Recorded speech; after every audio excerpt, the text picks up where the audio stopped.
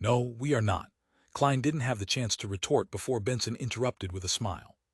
Although Elizabeth is indeed a little young, and her family is much more outstanding than ours, I find the two of you quite suitable for each other. But you might have to wait a few more years. She's still studying at a public school and wants to enter university. Marriage should be something to consider only 6 to 7 years later. Of course, you can get engaged sooner than that. Can you guys not think that far ahead? Klein took in a deep breath. I do not fancy Elizabeth, or, well, more accurately, I do not fancy a girl who is younger than me by too much. I prefer girls who are more mature. Truthfully, I can accept anyone within a reasonable age gap, just not now, he added inwardly in exasperation. You like girls who are more mature. Melissa knitted her brows. Then you should quickly settle the issue regarding your marriage. Klein couldn't understand his sister's leap in logic. He asked in confusion, why? Melissa explained seriously, you will be about 25 when you finish saving up for your marriage. Girls that are more mature than you will either be married or engaged when they reach that age. Do you want to chase after a widow? What the? Klein thought to himself in Mandarin as he wore a blank expression. Benson smiled and refuted his sister, Melissa, you don't understand. In this day and age, it isn't rare to see women in their 30s who isn't married or engaged within the middle class. They are mostly followers of the goddess, and all have the ability to provide for themselves. They would rather be single than stuck in a marriage that they are not satisfied with. Yes, that's what I read from the family magazine. T.S. That's so. Melissa was a 16-year-old girl after all. She didn't have a great understanding concerning matters like this. Upon seeing his siblings getting roused up from the conversation, Klein coughed and said, what I meant by mature is their mental state. They don't need to be older than me. Furthermore, the person that should be worried about their marriage is Benson. I'm sorry, brother, I had no choice, he apologized in his heart. See, Melissa froze for a moment, then nodded heavily. That's right. Benson was just about to elaborate on the marital problems of the middle class when he suddenly shivered. He looked at his sister who was staring at him and said, I am now at the cusp of a turning point in my life. I have to devote all my attention to studying. I will only be confident of chasing after my desired girl when I have found a job that I'm satisfied with and have a reasonable amount of saving. Only then will I be able to provide her with a good life. Klein and Melissa froze, then asked in unison, you have a girl that you fancy? Benson, who had merely given a perfunctory reply, was shocked. He shook his head in a hurry. No, I was merely giving an example. In a dark, gloomy house of Backland, Hillston Borough, a middle-aged man with graying hair sat silently on a rocking chair in front of an unlit fireplace with a dark-colored pipe in his hand. He looked at the guest on the sofa. He was the master of this building, Isengard Stanton, a private detective with notable fame. But he didn't set up an office, merely hiring assistants to assist him. Isengard, who was dressed in a white shirt and black vest, brought the pipe to his lips and inhaled in an intoxicated manner before slowing exhaling. The fee for a 30-minute consultation is £1. If I were you, I would definitely not waste a second. The two ladies on the sofa across from him were Wall and Zio Dericha. They had found materials relating to Rear Admiral Hurricane Kalangos and wanted to ask this detective to consolidate the habits and actions of their target. Of course, they had removed Kalangos' name and changed the description regarding supernatural incident. Zio Dericha handed the folder containing the documents to Isengard's assistant, a brown-haired young man wearing gold-framed spectacles. Mr. Detective, I hope that you can find habits in the target's actions using the material we have provided. Even though she wasn't tall, Zio Dericha had an air of authority when she sat straight and spoke with a deep voice. Isengard stared at her and received the docket from his assistant. He opened the folder and took out the material within. He set down his pipe and focused on reading page after page without missing a single one. 10 minutes later, this gentleman slowly tapped on the handle. The target has an obsession with the wind. He won't stay for long in a polluted area in Backland, the capital of dust. In other words, he could be staying at the Empress Borough, West Borough, Hillston Borough, Sherwood Borough, or the suburbs of the North Borough. The target is a psychotic serial killer with the need to kill someone every other day. The most logical thing he could do is to target the vagrants that have nowhere to go.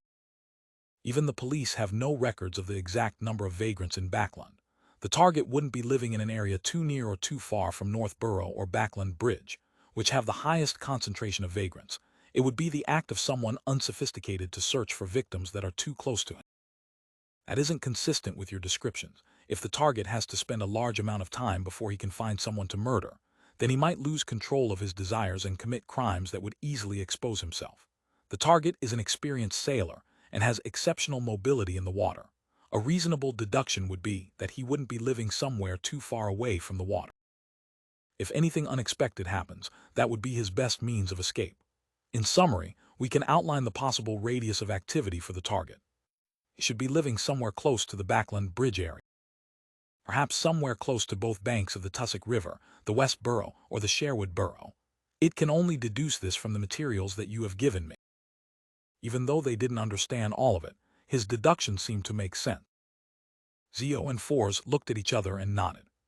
They took back their materials and stood up to leave. Seeing his assistant send off the two ladies, Isengard took out a bronze item from his vest pocket. It was an open paperback book. In the middle of the book was a vertical eye. Isengard rocked his chair, rubbing the item while softly muttering to himself. Kalangos has infiltrated back in a particular basement of Pritz Harbor. Hanged man Alger sat in a chair, looking coldly at a struggling man. This man was dressed like a sailor. His head was enveloped by a film of pale blue water, and his face was purple from holding his breath. He was scratching at the film on his face with both hands, but all he could do was flick droplets of liquid. Finally, he could no longer hold his breath and gave a signal of submission. Alger smiled, then nonchalantly clapped his hands. The thin film of water dispersed, turning into droplets that fell to the ground. The sailor took in a deep breath and coughed violently. He coughed so hard that it tugged at his heart and lung. After waiting for the man to recover, Alger leaned back. He emulated the peaceful and calm tone of the fool. Tell me the reason why Kalangos went to Backland. He's there to complete a commission, but I'm not sure about the detail. The pirate had completely lost the will to resist. He answered honestly, all I know is that he might receive something that he wants. Kalangos once boasted in front of us. He said that if this mission was a success, he would be able to obtain something he's dreamed of getting for a long time. The 4 pirate kings would then become the 5 pirate kings, an object he's been dreaming of obtaining. Alger knitted his brows and slipped into deep thought. Klein didn't rest on Monday morning. He followed his plan and continued his investigation on the buildings with red chimneys in Tingen. Unfortunately, he didn't come across his target. He returned home near noon. He heated up the leftovers from yesterday's dinner and paired them with bread before taking an hour's nap. At about 20 minutes to 3 in the afternoon, Klein put his book down and sealed his room with a wall of spirituality, once again entering the mysterious world above the gray fog. He sat at the seat of honor at the ancient bronze table, extending his hand toward the crimson star representing sun, while ignoring the frequency of his heartbeats. In the city of silver, Derek Berg was sweating on the practice ground. His vision suddenly blurred as a heavy fog entered his view. He saw the fool sitting high above, deep within the fog. He froze, then stopped whatever he was doing and bowed his head. When the illusion vanished, he counted his heartbeats silently and carried his silver sword to a rest area quickly. 1,000 heartbeats later, he locked himself in a bathroom. After about 10 breaths, he saw the red light swell over him and swallow him in an instant. Above the gray fog, Klein leaned back into his chair and tapped his left molar twice to stealthily activate his spirit vision. He saw that the mottled color deep within the sun's ether body had turned pure, akin to the light of dawn. He smiled and said, "Congratulations, Mr. Bard." At the same time, he saw the stars behind the sun's chair shift quickly, turning into the symbol of the sun. It transformed without my will, as if it was a reflection of the sun. Also, other than the palace, table, and chairs, the items that I conjure cannot be preserved once I leave this world. They are very special. There sure are many secrets to this world above the gray fog. Klein took in everything in front of him as he contemplated. Derek lowered his head and replied humbly, "This is all due to your assistant. This is but the beginning." He wasn't surprised that the fool knew that he had consumed the potion. Klein took out his silver pocket watch and looked at the time. He chuckled and said, "Then let us start the gathering. Remember, the frequency, or should I say gap between the gatherings, should be about the same in the future." As he was speaking, He established a connection with the crimson stars representing justice and the hanged man before pulling them into the majestic palace. Audrey looked at the scene before her and immediately greeted him. "Good afternoon, Mr. Fool. I have a page of the diary of Emperor Roselle with me." "Good afternoon, Mr. Sun. Have you gotten the formula for telepathist?" Vert's peril, how enviable it is for Miss Justice to always maintain a cheerful mood. I wish I could be like that. Listening to her lively greetings, Klein couldn't help but sigh wistfully. He then recalled the time when she had taken out £1,000 so easily, and he realized that it would be very difficult if he wanted to maintain his cheerful emotions like Miss Justice. The son, Derek Berg, was a young man that cared a lot about his reputation. He immediately replied, "I have obtained the telepathist formula." For the past week, he had been settling the inheritance that his parents had left him. Besides the property, furniture, and a few sentimental items, the rest of the valuable items were brought to the black market in the City of Silver in exchange for the telepathist formula and the barred potion's ingredients. His meals were now rationed. However, he believed that the situation wouldn't be for long. When he passes the combat examination, he would then join the team that cleansed the things of the dark in the outskirts of the city and be paid a decent amount. "When I become stronger, I'll apply to become a member of the elite squad, to explore the depths of the dark and find a way to remove the curse," Derek thought with hope as he looked towards the fool who was engulfed in the fog. He noticed that last time, after Miss Justice made a request to Mr. Fool, she was able to produce a page of the unknown Roselle diary out of thin air. Although Derek didn't quite understand what had happened, he felt that it'd be better if he watched Mr. Fool. First, recall the formula in your head. Then grab the pen by your side and instill it with a strong desire to express your thoughts. Klein casually leaned back in his high chair. As the sun was from the City of Silver, which might be the forsaken land of the gods, the pen that instantiated before him wasn't a fountain pen, but a quill instead. Of course, there still wasn't any ink. Derek didn't dare to doubt what the fool said, so he immediately grabbed the quill that suddenly appeared by his hand. He followed the fool's instruction, and as expected, he saw the telepathist potion formula appear on the brown goatskin parchment before him within seconds. After looking through it twice, Derek silently pushed the promised item towards Miss Justice. Audrey was overjoyed and eager, but she took the parchment gracefully. She glanced at the page, and the words that Klein had translated came into sight. Main ingredients: phantom netherdrake's complete pituitary gland, 10 ml of half-spectre rabbit. Supplementary ingredients: main ingredients that I've never heard of whom I don't know enough. Audrey, who had been trying to learn more about the different types and names of Bayonder ingredients from Fours and Zeo, seemed to fret in thought. During such moments, she would completely forget how a spectator should behave. Suddenly, Audrey heard a light rapping sound. She quickly looked towards the seat of honor at the long bronze table subconsciously. She was surprised to see Mr. Fool rapping at the edge of the table with his right index finger, while he gestured to her with a nod. "What's going on?" Audrey was confused as her eyes wore a vacant look. Just when she was about to ask, the corner of her eyes suddenly saw some changes on the telepathist formula. There were remarks next to some of the ingredients. Main ingredients: phantom netherdrake's complete pituitary gland, also known as rainbow salamander, 10 ml of half-spectre rabbit, also known as Farsman rabbit. Supplementary ingredients: I know all of these. Audrey was stunned at first, then there was an intense surge of delight from the bottom of her heart. "Thank you, Mr. Fool. You're really very knowledgeable." She looked towards the seat of honor as she thanked and sincerely complimented him.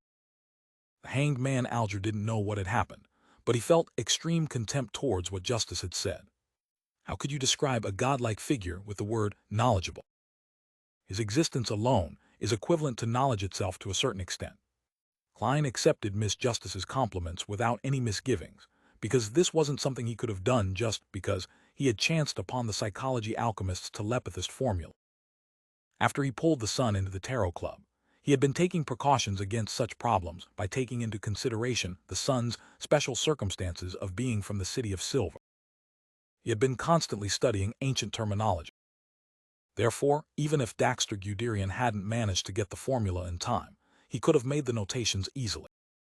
Through prior divination and comparison, he had made certain that both telepathist formulas were accurate. This is why we say, preparedness averts peril, Klein thought smugly. Audrey looked at the telepathist formula a few times, and then reined in her gaze unwillingly. She then personally expressed Roselle's diary onto a page. "You deserve this." She put down her pen and looked towards the fog-engulfed fool. "In addition to this, PLL give your adorer another 300. Is 300 pounds okay?" She sounded a little guilty because the 3 pages of Roselle's diary only cost her 20 pounds, while the sheriff formula at sequence 8 required 450 pounds.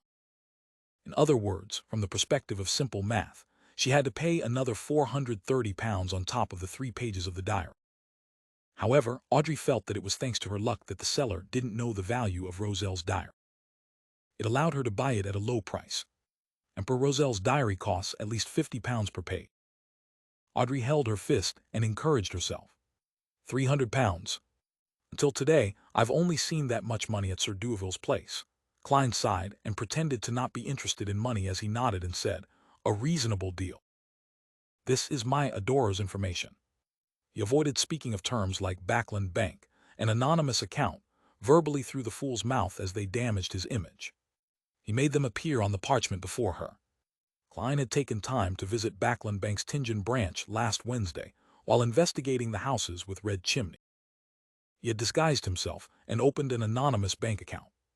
The account only required one to memorize his account number and the corresponding password in order to withdraw cash from any Backland Bank branch. If one found that it wasn't secure enough, he could also request to add in a signature and thumbprint verification. But that would be more troublesome. In order to keep his identity secret, Klein left it with a password. The password is written in ancient Hermes, the fool that doesn't belong to this era, the mysterious ruler above the gray fog, the king of yellow and black who wields good luck. As ancient Hermes itself can be used for rituals and prayers, anyone who dares to copy the password would be reciting my name. Then I'll immediately receive a signal, and can simply find out who's the one trying to steal my wealth from the world above the gray fog. Klein was very satisfied with the idea that he came up with. The only downfall was that it would slightly expose the existence of the fool, but the risk was within an acceptable range. Audrey pushed the diary page to Mr. Fool as she took the parchment with the information of the fool's adorer. Recorded on it was the Backland Bank and a bunch of numbers that formed the anonymous bank account. I wonder if Mr. Fool's adorer is a male or female, and which sequence he or she is.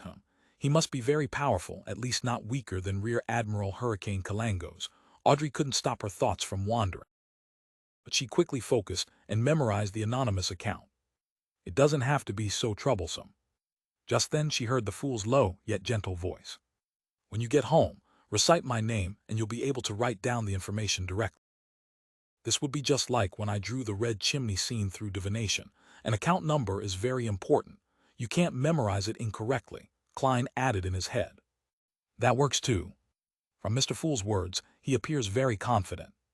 He lives up to his status of a godlike figure, if he can even do this. Audrey was stunned at first before coming to the realization that everything seemed to make logical sense. But why did I have to memorize the formula earlier? Audrey was suddenly confused again. At that moment, Klein pressed down on the page of Roselle's diary, but he wasn't in a hurry to read it. He looked to the side at the sun and calmly asked, "What compensation would you like?" Derek thought seriously and said, "As of now, I don't have anything that I desperately need. I should digest the Bard potion very soon. I shall wait until then to request my compensation. Yes, perhaps to prepare for the corresponding Sequence 8 formula or the necessary ingredient. Sequence 8 is light supplement, which I have, but the ingredients. Even if I had them, I would have no idea how to give them to you." Wait, he used the word digest. Indeed, the City of Silver knows of the acting method. The highest sequence there is only sequence 4, so are they limited by ingredient? Klein nodded in deep thought, agreeing to the deal. Audrey also sharply noticed the word digest. She weighed her words and asked, "Mr. Sun, are you aware of the acting method?" Derek looked at Miss Justice in confusion and answered straightforwardly, "It's nothing strange. The general education classes in the City of Silver teaches the acting method." The acting method is taught in general education classes. Audrey stole a glance at the hanged man and realized that he was looking back at her.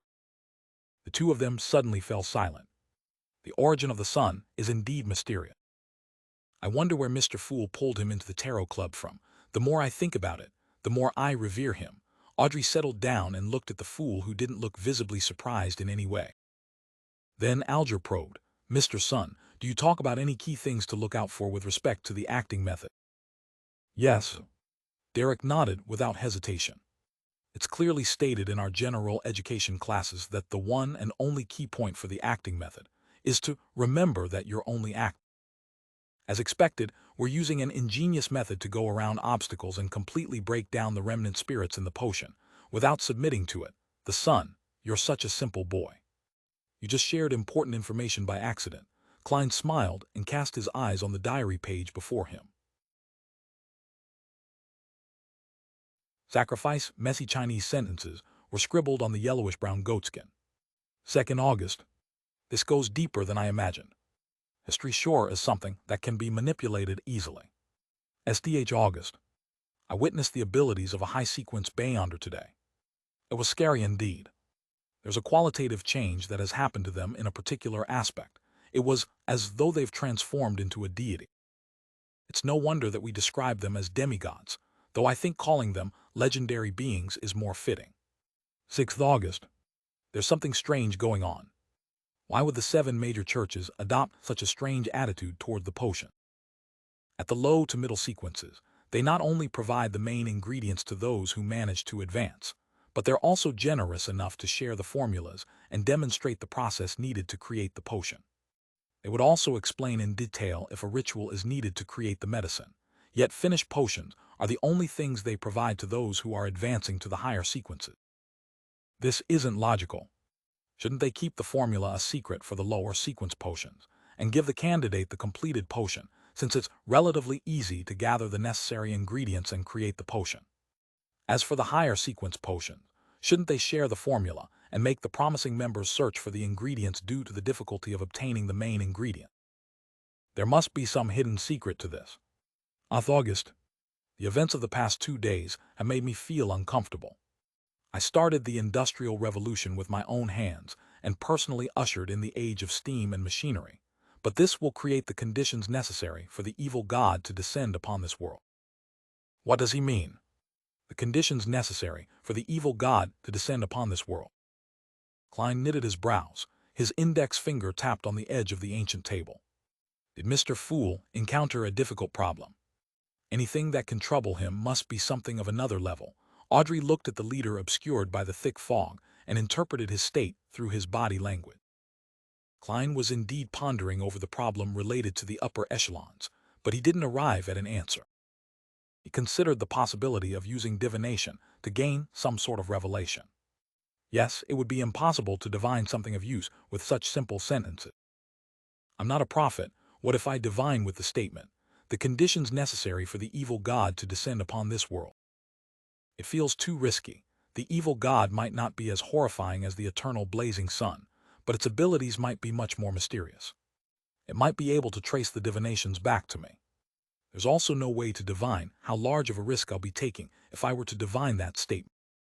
After all, just divining if something poses any danger is dangerous once it has deities involved. I'll keep this question in mind and put more effort into observation. The arrangement of the churches regarding potions is indeed mysterious. I wonder what kind of secrets they're hiding. Perhaps I'll receive some hints about that one spirit medium. No, spirit guide Dolly is made archbishop or a high-ranking deacon and enters the core of the church. Roselle's description does make me look forward to the power of high-sequence Beyonders. Many thoughts flashed through his mind before Klein stopped tapping on the edge of the ancient table and looked at Justice, the Hanged Man, and the Sun. You can start your discussion freely now. Alger immediately said, Mr. Fool, Miss Justice, I received a new piece of information. Rear Admiral Hurricane Kalangos infiltrated Backland to complete a difficult mission. He might stay for an extended period of time and create an appalling tragedy. Also, I know that this incident involves a very important item, an item that would allow Kalangos to quickly become a high-sequence Beyonder. Quickly become a high-sequence Beyonder? Does he not fear losing control of himself? Audrey asked, adopting the posture of a spectator. Kalangos was only a sequence 6 when blessed, so there was still a sequence between him and sequence 4. Alger had expected this question. He answered honestly, that's why the object is important to him. Of course, those are simply my deductions. The information I received goes like this. Kalangos believes that once he completes the commission and obtains the object, he will be the equal of Nast, the king of the 5 seas. 4 pirate kings would then become the 5 pirate kings, and the 7 pirate admirals will be reduced to 6. The average person might not aware of this, but as Bayonders, we should know that pirate kings are either high-sequence Bayonders, or are able to reach the combat strength of a high-sequence Bayonder with the use of Bayonder boats and mysterious items. For Kalangos to be acknowledged as their equal, he must reach standards that are close to that. That's my deduction. All I know is that the king of the 5 seas, Nast, is a sequence 4 Bayonder, but I'm not sure of the name of his potion. Klein listened on silently, not giving his opinion. The son, Derek Berg, didn't understand anything the hanged man said. He didn't know who was who, but he still listened attentively. He felt a new door had presented itself in his world. Pirates, the place they live in, has seas that are mentioned in books. Then, the environment these people live in is very different from the City of Silver. They don't seem to be very worried about the curse or the attacks of the things of the dark. It definitely makes me very curious, but Mr. Fool once instructed me not to ask about the secrets of others. It's a very rude gesture, Derek thought in his heart, once again observing the hanged man and Justice. Your deduction is very reasonable. Of course, that could also be a mysterious item that could hold its own against a high-sequence Bayonder, Justice replied with a smile. The hanged man looked at the fog-enshrouded fool, pondered over his words, before he looked at Justice and emphasized, "There are 2 key points in what I said just now, the first being the fact that Kalangos will stay in Backland for some time. The second is that the incident involves a very important and very mysterious object. So, Mr. Fool, are you not tempted? There is ample time for you to send your adorer to Backland," Alger added in his heart but didn't dare say it out loud. All he could do was beat about the bush. "Mr. Alger, you don't need to emphasize this repeatedly. I know what you are getting at, but my abilities do not allow me to interfere in these matters. Furthermore, I can't leave Tingen without permission." Klein leaned back in thought and frustration. "Ignoring the adorer, I can actually find 2 relatively strong Bayonders to help. One is Dolly, who has advanced to sequence 6, but I cannot tell her everything. The most I can do is mention that I've gotten some information that Rear Admiral Hurricane Kalangos has infiltrated Backland and is living at a particular street, and what he plans to do. That way, Dolly might directly enlist the help of the Nighthawks, making the situation very complicated and troublesome. If you guys cannot find anybody to help you when the time comes, then I can try that to prevent a tragedy. The second person is Mr. Azek, but I cannot expose my identity as the fool to him. I don't have a proper reason to get him to interfere with this incident." Many thoughts flashed through his mind as Klein replied slowly, "I'm aware." Seeing how the fool continued to not place much importance in the matter regarding Kalangos, he sighed and held back his disappointment. He started asking about the investigation Miss Justice conducted last week. "In conclusion, we have more or less targeted the general area Kalangos will be at, and will soon start the next phase of investigation."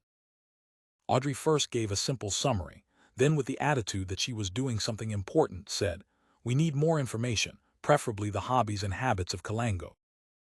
Alger recalled, "He loves fish, especially fish from the sea. He would slice it and eat it raw. He also likes hard liquor and despises champagne, red wine, and the like. He will often look for women to relieve his needs whenever he heads to shore, and with his strong body, one woman will not be enough to satisfy him. He's used to using cold weapons and avoids hot weapons. He cannot be away from water for long periods of time. What I mean is that he needs to swim or dive once every couple of days." Audrey committed these facts to memory, creating an ample character of Kalangos in her mind. "Let's hope that the investigation will be a success. It's a pleasure working with you." She smiled after Alger was done. "My pleasure." All Alger could do was force himself to believe in Miss Justice, who had considerable power in Backland. Throughout the interaction, Klein seemed to be listening intently, but in reality, his thoughts had been diverted to another question.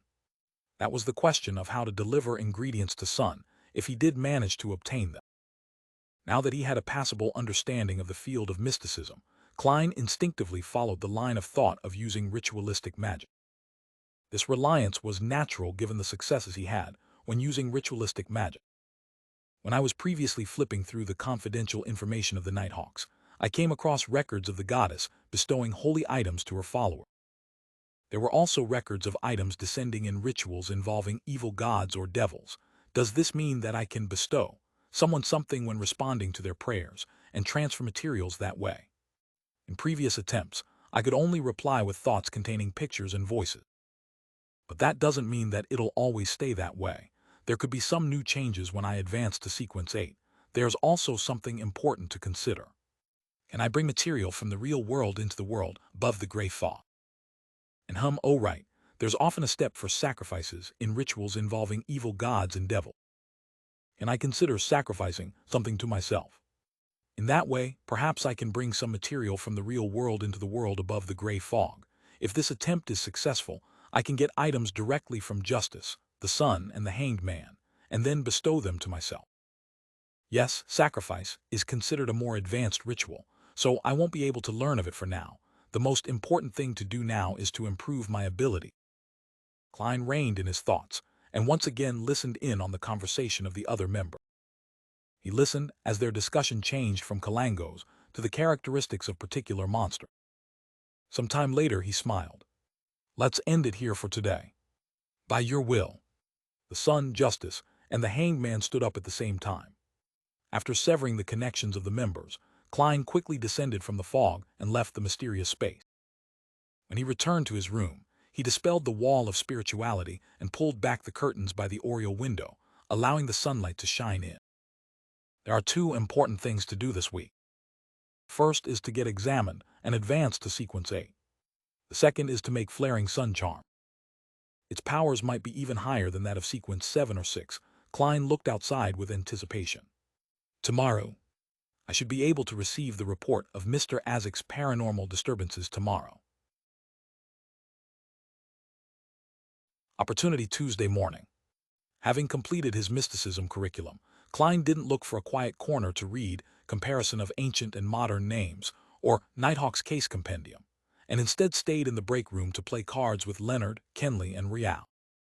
I only told Mr. Azek to create an opportunity for me to take sealed artifact 30782 out.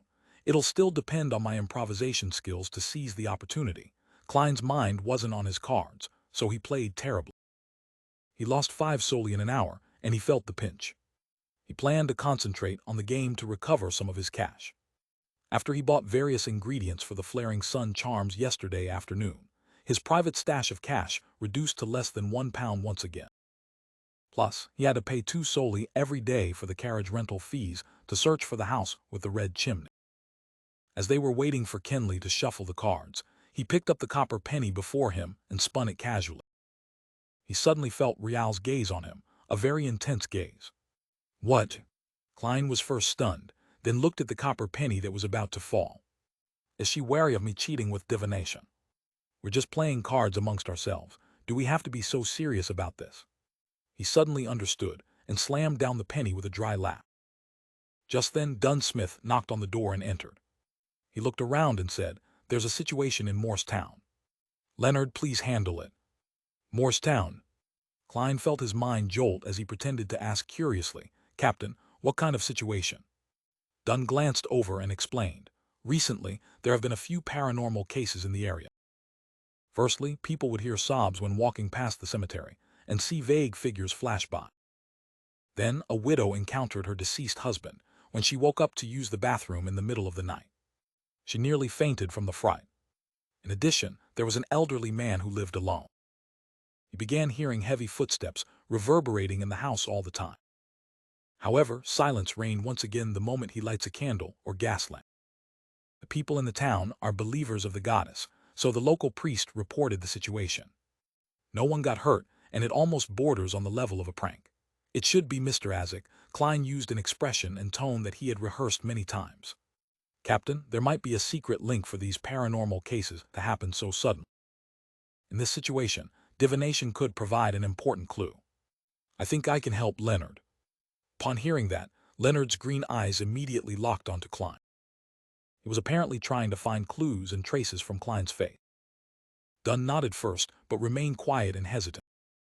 When Klein saw the captain's response, he immediately added, "Some of these things might require ritualistic magic to purify them." "Makes sense." Dunn thought and said, "You and Leonard will head to Morristown then." Without anyone saying anything else, he additionally added, you won't be able to make it for your combat training in the afternoon. I'll send someone to inform Gawain. Phew, the first step is complete. Klein silently let out a sigh. He quickly packed away his solely and pence. Then he suddenly paused and looked sideways at Dunn. He said solemnly, Captain, I think we should prepare for the worst. If there's a powerful wraith behind the paranormal events, it might be very dangerous for only Leonard and I. Plus it takes 3 hours to get to Morristown, right? Even if we managed to send a telegram to request for backup in time, we would still have to hold out for quite a while. So, Dunn interrupted. I want to get the assistance of another teammate. Klein pretended to think for a moment and said, and according to the rules, a mission with 3 or more Nighthawks involved can apply for a level 3 sealed artifact. Yes, 30782 is most suited for this job. Upon hearing that, Leonard laughed and said, exactly your style. Careful, cautious, taking no risks. You seem to be implying that I'm a coward. I'm a person who looked directly at the eternal blazing sun. Klein pretended that he didn't hear Leonard and earnestly looked at Dunn Smith. Captain, what do you think? We should really take extra care against any accident. There have been too many coincidences lately. Dunn nodded thoughtfully and looked at the other 2 teammates. Kenley joined Leonard and Klein on their trip to Morristown. Oh, hurry up and write an application. After I sign it, retrieve sealed artifact 30782 from Channy's gate. All right, the short Kenley said, putting down the cards in his hand. All right. Klein fist-pumped in his mind, while he looked anxious and solemn on the outside. At that very moment, Seekatron was monitoring Hood Eugen in the asylum, while Fry was on duty at Channy's gate. Klein left the recreation room and put on his black tuxedo. He took his hat and cane, then waited together with Leonard for Kenley at the stairway that connected to the basement. There was no one there, and it was extremely quiet. Leonard suddenly looked sideways at Klein and said, I think you'd better give up on any unrealistic dream. What? Klein replied in confusion. Leonard walked forward and stood by the edge of the stairs. He looked into the darkness of the stairway. Even during a mission, it will be impossible for you to discover my secret and understand my uniqueness. Bro, can you stop thinking so highly about yourself? Did you think I applied for this mission to spy on you? I didn't even have such thoughts. Enlightened, Klein chuckled. How can you be so sure that my uniqueness won't help to reveal your secret? Leonard's expression grew grave, but he then smiled and said, It will, huh? I shall wait for you to discover it then. When I gather more information and items, I will go to the world above the gray fog to help you do a divination. You're welcome, Klein thought sarcastically in his head. Soon, the small-framed Kenley brought the mutated sun's sacred emblem up the winding stair. When Klein felt the unique warmth and purity, he secretly heaved a sigh of relief. He knew that he had finally completed the very first and most difficult step in his plan of siphoning the powers of the eternal blazing sun's divine blood. Then the 3 of them left the Blackthorn Security Company and walked to Zoudeland Street. They walked towards the carriage that belonged to the Nighthawks. Will the purifying effect bother the horse? Kenley suddenly asked anxiously. I don't want a horse that can only praise the sun to pull the carriage. He had been a Nighthawk for longer than Klein, but he was far from experienced. No, sealed artifact 3078, who only purifies living entities with a high level of intelligence. Klein lowered his voice in response. If not, I wouldn't be bitten by insects, he added blankly in his head. Oh, I see, haha, I didn't read the information thoroughly enough. Kenley pressed down on his black silk hat and laughed in enlightenment. As Klein had yet to master the skill of driving of a carriage, he sat inside the carriage for the following 3 hours. He rubbed the sealed artifact 30782 in his hand, while he watched Leonard and Kenley take turns driving. They finally arrived at Morristown around lunchtime. How beautiful! Kenley complimented sincerely as they stepped down from the carriage and looked towards the boundless golden wheat fields that surrounded the town. The dates representing the volcanic constellation was coming to an end, and the bumper harvest constellation was going to rule everyone's life. Leonard was in the driver's seat as he looked around and opened his mouth, as though he was going to recite a sonnet. But in the end, he only spurted one sentence, how beautiful. Klein held back the urge to laugh as he put on his top hat, took his cane, and got off the carriage. At that moment, a middle-aged man in a black priest's gown walked over. He drew a crimson moon on his chest and said, Praise the lady. Are you the friends that St. Selena Cathedral sent to help us? Yes, priest seer. May the goddess bless you. Leonard jumped off the carriage and replied with a smile. We're here to take care of the recent paranormal incidents. Seemingly. The gray-haired, blue-eyed seer saw many townsfolk approaching as he quickly emphasized. Morristown wasn't big. Regardless of which direction one chose to travel in, one would enter the plains within 10 minutes. The people who stayed there knew each other, so what happened earlier had spread. Many townsfolk were waiting for the church of the Evernight goddess to send people to resolve the problem. Hence, when they saw that the priest was greeting 3 strangers, they quickly surrounded them out of concern and curiosity. Some tiptoed, and some tried to hear what they were saying. Leonard chuckled and said, Priest, don't worry. We're professionals. Look, we brought holy water, silver daggers, dark sacred emblems, and also garlic. He took out the described items from the inner pockets of his clothes, as though he was pulling a magic trick. Garlic? Are you trying to stink the spirits to death? Klein found it ridiculous yet funny as he watched Leonard's performance. Seer wore a look of confusion, and he even started to suspect that the St. Selena Cathedral had sent over a bunch of fraud. The citizens who surrounded them revealed gratified smiles, as though they were finally in safe hands. Leonard got close to Priest Seer and explained softly into his ear, they believe in these things. Without waiting for the priest's reply, he added, let's have lunch at the church first. Then we shall take care of those matters. Yes, lunch is very important when those paranormal incidents are taken care of. It'll be time to take turns looking after sealed artifact 3-0782, and also the opportunity for me to make flaring sun charms. Hopefully, everything goes smoothly, of course. Making flaring sun charms during the daytime would get the best results, Klein thought, brimming with anticipation. Mausoleum. Most of the buildings in Morristown adhered to style that was popular 100 years ago. The most eye-catching building in the town was the black cathedral spire. After settling the carriage, Klein and the others quickly finished their lunch of bread, toast, bacon, butter, and coffee. We can still tolerate about 2 hours and 35 minutes of sealed artifact 30782's purification. Kenley stood at the door of the church and took out a pocket watch from his suit's pocket. I suggest dealing with the suspected haunting incidents first to prevent the situation from getting worse. Then we can return to the church and take turns watching over the sealed artifact to recover. Under normal circumstances, Sequence 9, 8, and 7 Beyonders had to stay far away from the mutated sun's sacred emblem for 2 hours to recover completely, or at least an hour if they were to make a partial recovery. All right. T have no objections. Klein and Leonard spoke in unison. Then which case should we deal with first? Kenley asked. Leonard wiped away his frivolous attitude and said, let's start with the old man living alone who heard heavy footsteps in his house. Why? Kenley asked instinctively. Klein was also interested to hear an explanation. Could this be the intuition of a poet? He mocked Leonard secretly. Leonard shifted his gaze from Kenley's face to Klein's, then looked at Kenley again. He smiled. Because it's the closest to the church. How did you know that? It's not written in the records, Klein asked. Leonard snickered. Didn't I go to the bathroom during our meal? I came across a trainee priest on my way back and had a conversation. He told me that Noah's house was close to the church. Oh yeah, the old man's name is Noah. He sure lives up to his name as an experienced nighthawk when it comes to performing missions. Klein gave a dry laugh. He turned to Kenley and said, then let's go to Noah's house first. All right. Kenley didn't have any objection. They arrived at Noah's house a mere minute later. Noah was an old man with thinning white hair. He had lost his left hand in a war when he was younger and had no choice but to leave the army. He returned to his hometown after he received his compensation. At that moment, he opened the door and looked at the 3 strangers in front of him before looking at Seer, who was rushing over from the cathedral. He said with a raspy voice, come in, I hope that you can solve my problem.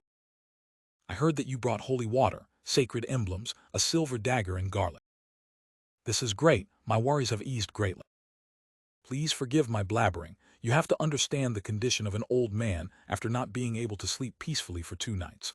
Oh my goddess, I've been so scared all this time that my head feels like it's in a cloud. Leonard suddenly straightened his back when he entered the house, his eyes surveying the surroundings. After that, Klein felt a cold aura within the room. Those were traces of activity left behind by a ghost. There really was an impure being here. Kenley was the last one to notice, as he suppressed his voice.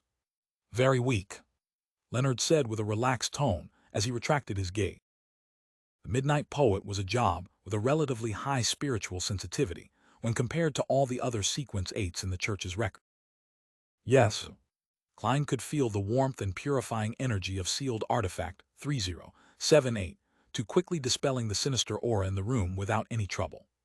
At this moment, the people of the town had all gathered at Noah's house, all looking curiously at Klein, Leonard, and Kenley. Cough. Leonard cleared his throat and recited, "We have the blessings of the goddess. Those impure beings will vanish quickly and won't bring about any more trouble." After that, he shot a look at Klein for him to perform a purification ritual for everyone to see. Why me? Klein shot a look back. Of course, he didn't know if Leonard understood what his gaze meant. But clearly, Leonard understood. He said softly, "You're the expert in ritual.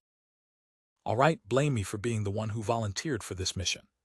Klein tidied his clothes and took out the holy water, sacred emblems, a silver dagger, and garlic from Leonard.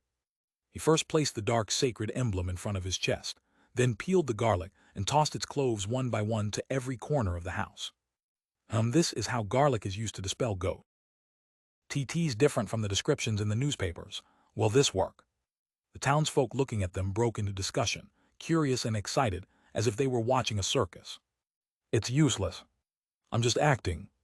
Klein suddenly felt that he had become a clown. He closed his eyes and splashed the holy water onto the ground with the silver dagger. He splashed the water as he walked around the house, reciting an incantation, the Evernight Goddess, the Mother of Secrets, the Lady of Crimson, Empress of Disaster and Horror, Mistress of Calm and Silence. These typical acts of a charlatan shocked everyone present as the townsfolk fell silent. And once people turned silent, it was easy for them to notice something they missed. What a warm feeling. TT feels like sunbathing. No, I feel like I'm looking at a pure sky. How magical is this, the effect of the holy water? They sure live up to their names as priests from St. Selena Cathedral. Praise the lady. The townsfolk discussed in whispers. The looks they gave Klein, Leonard, and Kenley slowly became that of respect. Noah also visibly relaxed, not doubting that the problem had been solved. Sealed Artifact 30782 is doing all the real work here. We don't actually need to do anything to chase the ghosts away.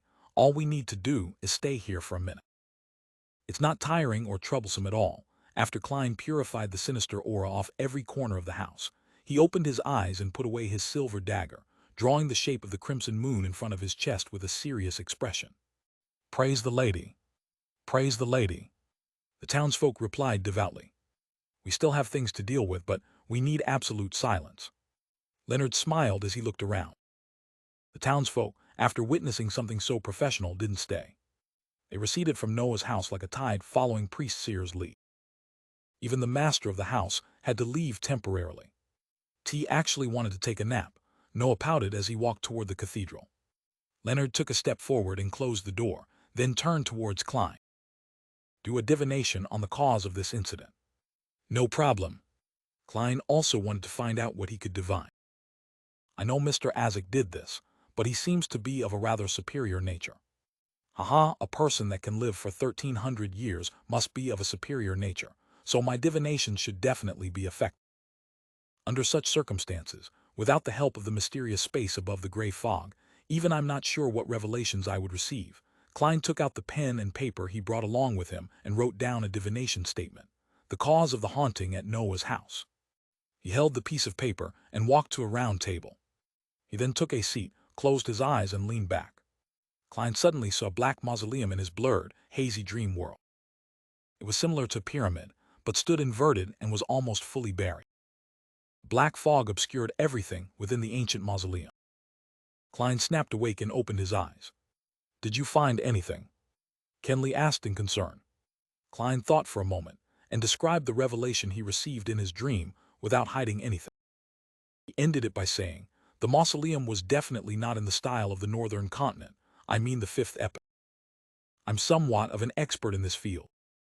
Leonard nodded, seemingly in thought. That's an inverted pyramid from the southern continent. It represents the entering of the nether realm from the living world. It's a mausoleum that only the so-called descendants of death can erect for themselves, be it in the Balam Empire of the past, or its satellite states such as the Highlands Kingdom. In some sense, it's the symbol of death.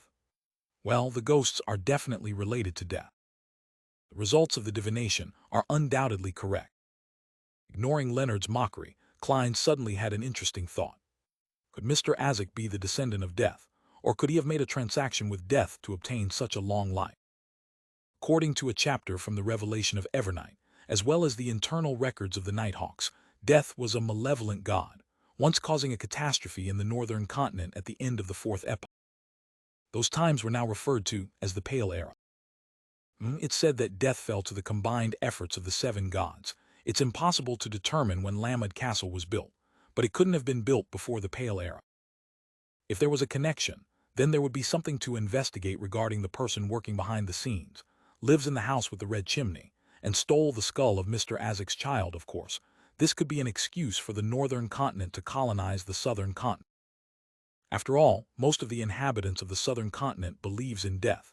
The three Nighthawks didn't stay for long since they didn't discover anything. They soon left Noah's house and started dealing with the two other haunting incidents. The same process, the same results. They quickly rid the town of the auras of dead spirits, but didn't manage to find the cause of all the trouble. Along the way, Leonard asked the townsfolk if any strangers had entered the town in the past few days, but received a negative answer. Mr. Azek didn't come. He must have come and left in secret without anyone noticing him. He sure is cautious. When he said that he would be returning to Tingen by Wednesday, did he mean that these spirits would vanish on their own accord today, even if we weren't here to deal with it? Klein thought about it as he returned to the entrance of Morse Cathedral with Leonard and Kenley. It could still last another hour and 45 minutes with the mutated sun's sacred emblem. We'll take 1 hour shifts looking after the sealed artifact. Klein suppressed the excitement in his heart. He looked at the color of the sky and said, "Let's try to head back to Tingen City for dinner." "No problem." Leonard glanced at Klein and laughed. "But for safety's sake, I suggest that 2 people look after the sealed artifact while one rests." Klein froze for a moment, his mind churning quickly. He smiled in reply. "Sure, but this way, we have to calculate the most logical rotation. Who gets to rest first? Who's next? And who will be last? How much time do we need to recover? And by how much? Well, I think that we have to establish an algorithm with an unknown value in order to establish the best way. Then compare it with the effectiveness of having one person look over it at a time. It's even better if we can compare the efficiencies too. Let's first assume that the unknown value is weight." Leonard's green eyes were filled with blankness and fear.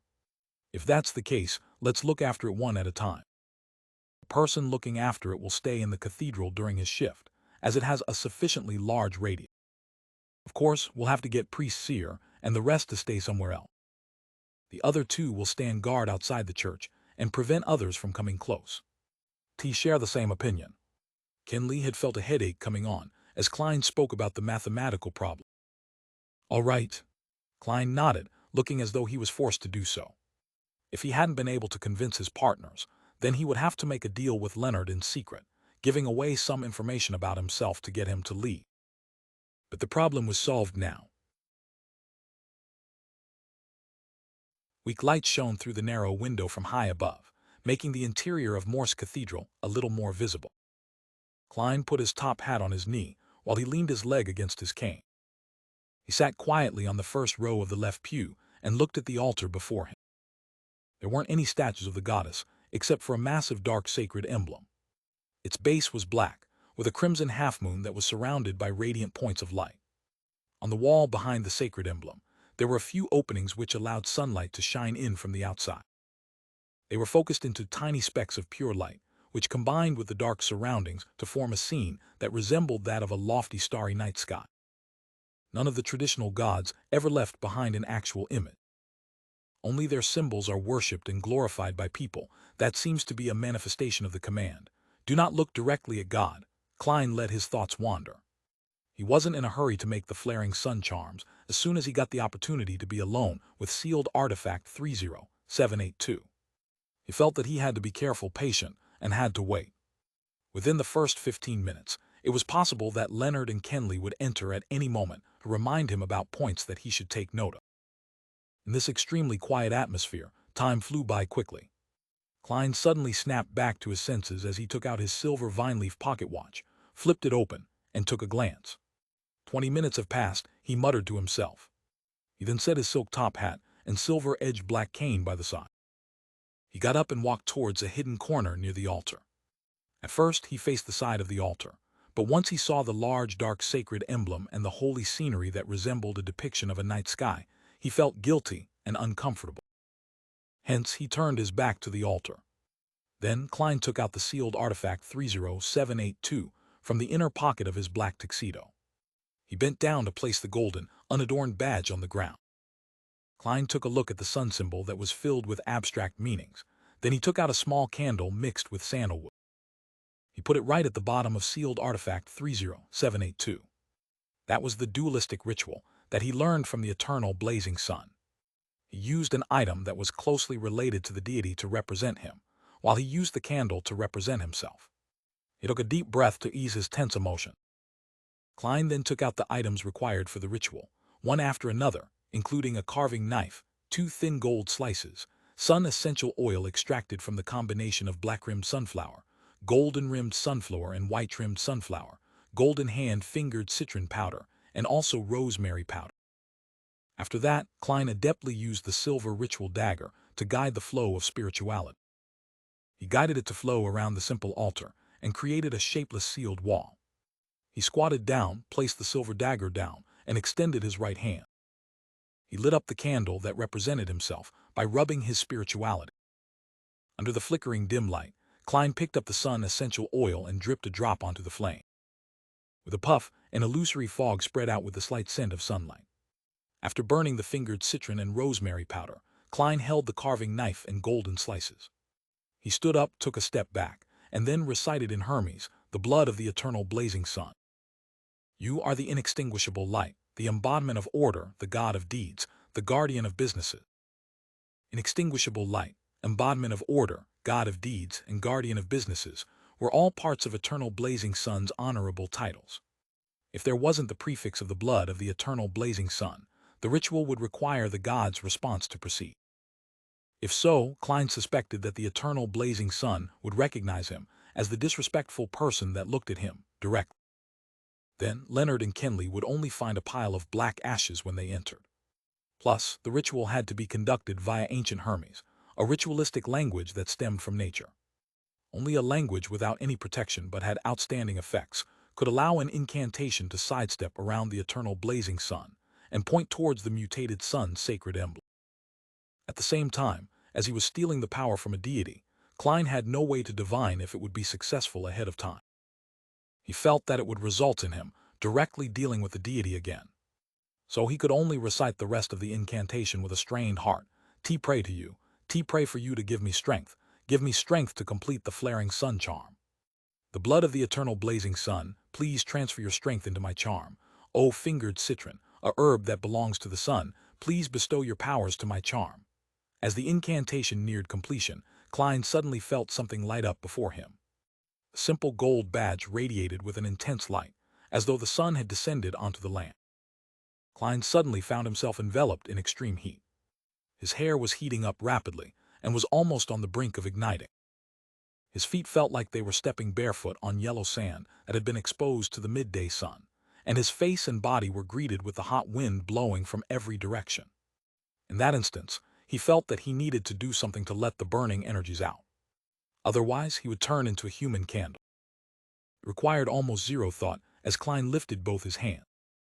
While his thoughts were boiling over like porridge, he relied on the combination of his spirituality and the strong winds, as well as his instincts and ritualistic guidance, to begin etching symbols, corresponding path numbers, magical characteristics, and ancient incantations onto both sides of the gold slices with his carving knife.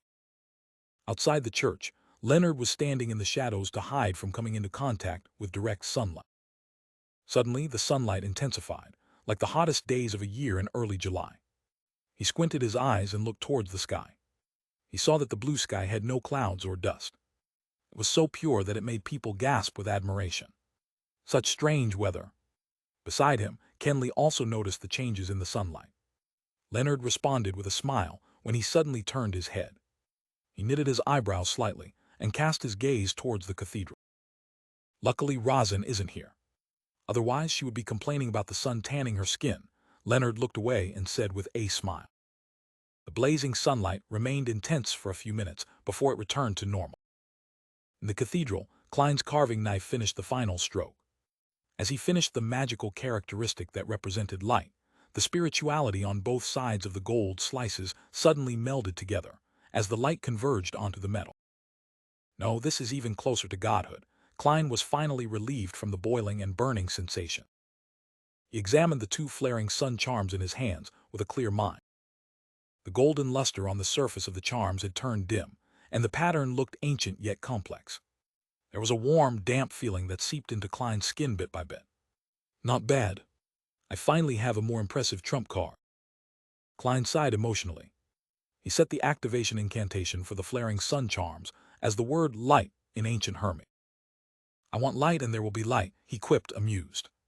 Then he put the flaring sun charms into another pocket.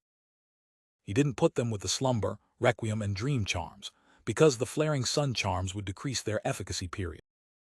Yes, the power of the flaring sun charms can be maintained for at least a year, or even longer. Klein reined his thoughts back and looked at the mutated sun's sacred emblem on the ground. It didn't look any different on the surface, and it still gave off feelings of warmth and purity. Klein finally relaxed and quickly completed the ritual and removed the spiritual wall. At that point, he thought to examine himself. He realized that his clothes were almost drenched, and he was covered in sweat. The edges of his hair were slightly curly too. Thankfully, Klein sighed in satisfaction. He put away his things and returned to his original seat. He was so exhausted that he slept the moment he sat down, until he was woken up by footsteps. His eyes shot open, and he touched the flaring sun charms subconsciously to see if they were still there. "You don't look all right," Leonard asked as he entered the cathedral. Klein massaged his temples, stood up, and smiled. "TM nearing my limit." He took out his silver pocket watch and took a glance. "Just in time. It's your turn to look after sealed artifact 30782. Before he finished speaking, Klein took off the mutated sun's sacred emblem and passed it to Leonard. Leonard watched Klein walk out of the cathedral. Then he dropped his frivolous attitude and examined sealed artifact 3078 attentively and seriously.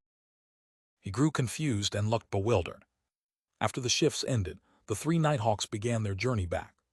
Before that, they told Priest Seer to take note of the town's situation. If there were any paranormal incidents, he was to immediately send a telegram to St. Selena Cathedral. At 20 minutes past 7 that night, they finally arrived at Zoudeland Street and returned sealed artifact 30782. When he had made sure that the captain didn't notice anything unusual, Klein left the Blackthorn Security Company and arrived home before 8. He took out his keys and opened the door, only to see an unknown figure.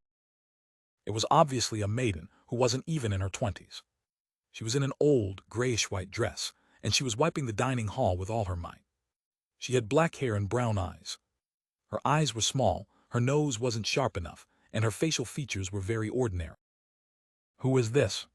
Klein was stunned at first. Then he realized that she was most likely the maidservant that had come for a trial. At that moment, Benson lowered his newspaper and looked at his brother. He smiled and said, "A company that doesn't allow employees to leave the office on time is annoying. But it provides a salary that can counteract any kind of dissatisfaction," Klein replied with a laugh. "When Miss Justice's £300 reach me, I'll inform Benson and Melissa about my raise to £6 a week. That way they would worry less about our family's finances," Klein thought as he put his cane aside and took off his top hat. He walked to the living hall and lowered his voice as he asked, "Have you made a choice?" He had divined the information of the three maidservants the day before, and he had found that all three were suitable. Hence, the decision was left to his brother and sister. "Yes, Bella. Weekly salary of 5 solely. She's very willing and also capable of learning cooking. She hopes that she can become a home chef, at which point her weekly pay will double. Her father is a factory worker at the Tingen Steelworks Union factory, and her mother is a laundry worker," Benson replied with a chuckle. "Of course, another thing that led Melissa and me to the decision is that the other two servants believe in the Lord of Storms, and she is a believer of the goddess. I personally don't mind the believers of the Lord of Storms, but Melissa didn't quite like the idea. It wasn't that Melissa didn't like it, A more accurate description would be, I grieve at their misfortune and am infuriated at their refusal to resist. Yes, it was said by Luzon. Klein recalled his sister's behavior and revealed a smile. Benson didn't elaborate further. He put down the newspaper and stood up. Since you're back, let's have dinner. The next day, Klein entered the Blackthorn Security Company in a good mood. Good morning. Rosin looked to the left and then the right. Then she said, Old Neil is sick, let's go and visit him at noon. What say you? Old Neil is sick. Klein asked in surprise. Could it be that the ritual for treating diarrhea caused severe constipation? Well, from the way he acted after learning of the acting method, it's not impossible for him to suddenly fall sick. He's getting old, so once his mind turns frail, his body would also suffer from those ramifications. Rosin nodded and said, Yeah, he sent someone to the captain to request some time off. Klein nodded slightly. Let's visit him at noon. Old Neil sure is pitiful. His wife passed away early, and his son is busy in some other city. When he's sick, all he can do is stay at home in loneliness and helplessness. That was the first thing he recalled from his first visit to Old Neil's house. Listening to Klein's sigh, Rosin opened her eyes wide and asked in shock, When did Old Neil get married? What? Klein was left dumbfounded when he heard Rosin's question. He recalled in his daze, I previously visited Old Neil's place just last month. I saw a piano in the living room, and he told me that his deceased wife loved music. As he spoke, Klein suddenly became alarmed as he began having unpleasant thoughts. Rosin knitted her beautiful brows and said with uncertainty, Perhaps I remembered wrong, no, Mrs. Oriana, and I frequented Old Neil's place during the earlier half of the year. There was no piano in his living room back then. I clearly remember asking him why he chose to remain single. His answer was that he hasn't met a lady that he wished to marry. There was no piano during the earlier half of the year, and he answered the question of why he chose to remain single. Klein tightened up and asked in a deep voice, Rosin, how long has it been since you visited Old Neil's place? Not ever since Kenley became a Nighthawk, and Viola chose to resign as a clerk. I've been either burning the midnight oil or catching up on sleep, so how could I have the time to visit him? It's been since the beginning of June. Rosin became a little lost upon receiving the question, so all she did was answer honestly. Klein's heart sank, as if he sensed something was wrong. He fished out a halfpence from his pocket and held it between his thumb and middle finger. He took a deep breath and quickly decided on a divination statement. There's something wrong with Old Neil's current situation. There's something wrong with Old Neil's current situation. His pupils quickly darkened as he recited the statement silently and entered cogitation. Ding! He flicked his thumb, pushing the brass coin into the air and allowing it to spin. Pack! The coin fell right into Klein's open palm. This time, the portrait of George III was facing up. The portrait signified that it was correct, that it was positive. That meant that there really was something wrong with Old Neil's current situation. As Klein clenched the coin, he suddenly remembered the translucent pair of cold and ruthless eyes without any brows that he had seen behind Old Neil when he had just become a Beyonder and was experimenting with his spirit vision. Old Neil had explained that the pair of eyes was a characteristic of ritualistic magic. That's right, I also saw an almost formless human figure by the door at the periphery of the light. The color of its aura was identical to the surrounding darkness. Also, after I completely digested the seer potion, I secretly changed the way I activated my spirit vision to the tapping of my left molar. I happened to look at Old Neil, and he suddenly coughed violently. Scene after scene appeared in Klein's mind, turning his expression grim. Rosin looked at him and asked in fear, Did Old Neil lose control? No way, even though he's petty and stingy, and wants to be reimbursed for all of his expenses, he's still a good person. He rarely gets angry. No way he wouldn't lose control.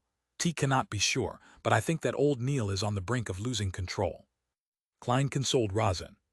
He quickly made his way past the partition and opened the door to the captain's office. Dunn Smith was startled by the sudden intrusion, nearly choking on his coffee. What happened? He didn't blame Klein, his expression instantly becoming stern. Klein answered simply without hiding anything. Captain, my divination tells me that there's something wrong with Old Neil. Last month, Old Neil told me that his late wife loved music, but today, Rosin told me that he's remained single all this time. Also, on the day that I became a Beyonder, I saw a pair of mysterious eyes looking over everything behind Old Neil. There was also an almost transparent human figure near the door spying on us. He told me that those were characteristics of ritualistic magic. He felt that something was off and thus attempted a divination. After Dunn finished listening intently, he stood up immediately. As he walked over to the coat rack, he asked in puzzlement, "Why didn't you directly divine if old Neil had lost control?" Over the past month, old Neil hasn't acted any differently from ordinary Beyonders. He even worked with me to help Swain deal with a mandated Punisher who had lost control. I've also observed the colors of his aura from time to time, and noticed that he's relatively healthy other than his frailty that's due to his age. Thus, I think that he's only close to losing control. He could still be saved. Klein explained his point of view in one breath. Dunn put on his black hat and windbreaker before nodding. A very reasonable deduction. Let's go pay a visit to old Neil now, and try not to agitate him if possible. After that, we can attempt to control him and use ritualistic magic to stabilize his condition to prevent it from getting worse. Control, Klein had an idea when he heard this term. Captain, could we use sealed artifact 30611?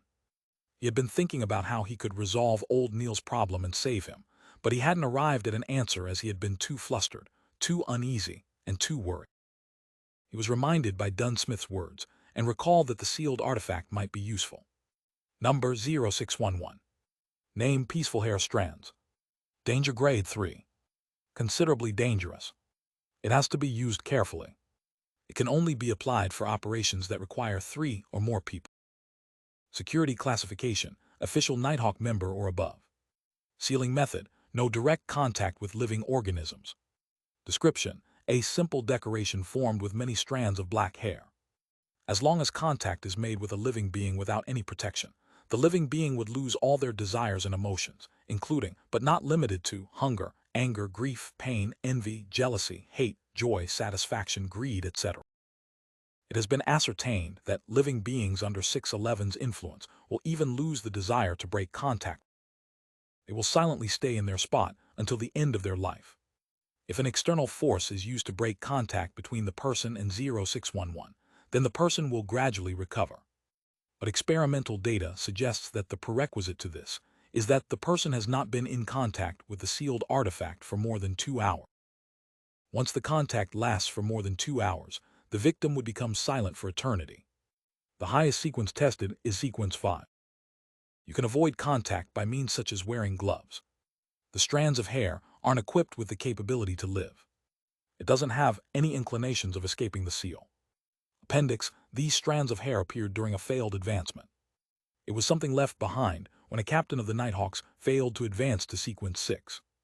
The great-eyed Dunn nodded after he heard Klein. Great suggestion. I nearly forgot about 30611. Find Rial in the recreation room. I'll retrieve the sealed artifact from Channy's gate and submit the application after we come back. That's the way, no time to waste. Klein didn't dawdle. He immediately went to the recreation room and shouted for the usually expressionless, sleepless Rial. What's the mission? Rial asked calmly. Klein exhaled and said in a serious tone, pay old Neil a visit. Pay old Neil a visit, he. Rial opened her eyes wide as she had an ominous feeling. TT's not confirmed yet. Klein shook his head gently. Rial didn't speak any further. They slipped into silence, turning the mood heavy. A few minutes passed, and Dunn finally returned from the basement. He was wearing black gloves and had a tangled mess of black hair in his hand. Compared to the mutated sun's sacred emblem, the peaceful hair strands didn't look particularly weird. It would be glossed over by people if it were tossed on the road somewhere. After calling for the chauffeur, the 4 of them made their way to old Neil's house. The wheels of the carriage rolled across the asphalt road that was wet from the rain. The carriage interior was more silent than the night. It was unknown how much time had passed until Dunn sighed. Old Neil did have a partner that he was about to be engaged with when he was younger, but she suddenly became terminally ill. Old Neil risked divulging the secrets of the Beyonders and tried using ritualistic magic to save her, but he didn't succeed. Old Neil back then was just a beginner in mysticism. According to the records, the Nighthawks back then were all on alert, afraid that old Neil would lose control because of this. But luckily, he managed to find his sanity and looked normal. Let's hope that this is a false alarm as well, Klein couldn't help but draw a crimson moon before his chest and prayed, "May the goddess watch over him." Dunn and Rial followed suit. "May the goddess watch over him." The sky started to turn brighter as the dark clouds receded. The Nighthawks arrived in front of old Neil's bungalow. After getting Cesar to drive the carriage far away, Dunn collected himself and walked towards the main door, cane in one hand and sealed artifact 30611 in the other. Klein pressed down his hat as he and Rial followed behind the captain. They made their way past the rose and gold mint garden. When they reached the door, Klein took a step forward and pulled on the rope connected to the bell within the building. Clink, clang. A pleasant chime resounded in the house as it broke the heavy silence. Clink, clang, clink, clang. Klein pulled several times, then politely took a step back without making any further attempts. The three Nighthawks waited patiently for a few minutes, but they didn't hear any footsteps approaching the door. Perhaps old Neil went to visit a doctor and isn't at home. Klein forced a smile. He hadn't finished his sentence when a melody came from within the building. It was the music from a piano. It was like a silent lake veiled by a thin mist beneath the moonlight. Dunn's expression became abnormally stern and grave. Klein's heart sank as well. Just as he was about to do another divination, he suddenly saw liquid flowing out from the gap beneath the door. The stream of liquid was transparent and pure at first, before it became dyed crimson, a crimson similar to that of blood. It was an intensely dark crimson red. Wretches, the color of fresh blood was reflected in Klein's eyes as they intently locked onto the flowing liquid. Just then, there was a light cough from within the house. Old Neil spoke with a raspy voice. "Dunn, why are you here?" Dunn's gray eyes were extremely deep. His mellow voice replied calmly, "I heard that you're sick, so we came to visit." There was a sudden silence in the house. A few seconds later, old Neil roared in anger and terror, "No. You're lying." Without waiting for Klein and company to say a word, his tone suddenly became weak. "Yes, I know my condition isn't quite right." Old Neil, Klein closed his eyes, but the bloody liquid that was seeping through the gap of the door didn't cease. Then old Neil raised his voice and said, "All this time, I've never hurt anyone, nor have I thought of hurting anyone. I never betrayed the secrets of the Nighthawks, even one. At the most, I've made claims for undeserving expenses. I really haven't committed any evil." "Klein," he suddenly shouted like he usually did. "I told you about the maxim of the mystery priors, do as you wish, but do no harm. I still live by this saying. Rather be patient, I'd rather endure than do things that will harm others." With that said, he pleaded sincerely in fear, "Dunn, Rial, Klein, go back. Go back. Wait till tomorrow, by tomorrow, I'll be back to normal. I swear to the goddess, I wouldn't harm anyone." "Really?" Dunn closed his eyes and asked extremely gently, "What do you plan on doing? What have you been trying to do all this while?" "Me?" Old Neil was confused at first before he described with a tone filled with hope, "I'm trying to resurrect Celeste. Dunn, I found a way, I'm on the right track. You should have heard about it. Back then, I made a mistake during the ritualistic magic to treat her illness, so I failed. I failed to save her. I now know it was because I had yet to master mysticism. But now, I have enough knowledge and experience to complete everything. It's regrettable that I wasn't inspired by the maxim of the mystery priors and Dolly's example. I missed the best opportunity. If I was a high-sequence Beyonder, all of this would become extremely easy." As he spoke, old Neil's voice sounded tearful. "No, I cannot give up again. Dunn, go back. Go back, please. I beg of you." Klein clenched his teeth as he heard the captain ask emotionally, "How do you plan on resurrecting Celeste?" Old Neil instantly became very excited. "TLL used the alchemical life method to create an immortal body for her. Dunn, you might not know of it, but sequence 4 Beyonders from the Church of Mother Earth are good at this. The corresponding sequence in the Savant pathway can barely do it as well. Yes, I will complete it with the aid of God's favor." Then, Peel summoned her spirit from the spirit world and pray for God's help to combine her spirit and body together. Isn't it a great idea?" Dunn lifted the corner of his lips forcefully and said, "Yes, it's a great idea. Old Neil, let us in. Perhaps we can help you." "Dunn, are you still not willing to let me off the hook?" Old Neil pleaded, "Go back, just go back. Peel return to normal tomorrow, really. Dunn, I swear I'll never steal your coffee beans again. Klein, Rial, I swear I won't make you help me with my undeserved claims. Really? In Klein's and Rial's blurry vision, Dunn lowered his head before lifting it up again. Old Neil, you're misunderstanding. We're here to visit you. You are our teammate. You're sick and you aren't well. We definitely needed to visit you. Open the door. Let us see you so that we can be certain. If you're really okay, we'll return immediately. As you know, there are especially many missions recently. We have to monitor the asylum while we take care of various other sudden incidents. Old Neil hesitated for a moment before saying, there's really nothing serious about my condition, really. I'll recover by tomorrow. The bloody water that flowed out through the gap under the door went down the stairs, towards the stone path, and onto the garden soil. Old Neil, we've known each other for about 15 years now, right? We've worked on countless missions together. I'm really concerned and worried for you.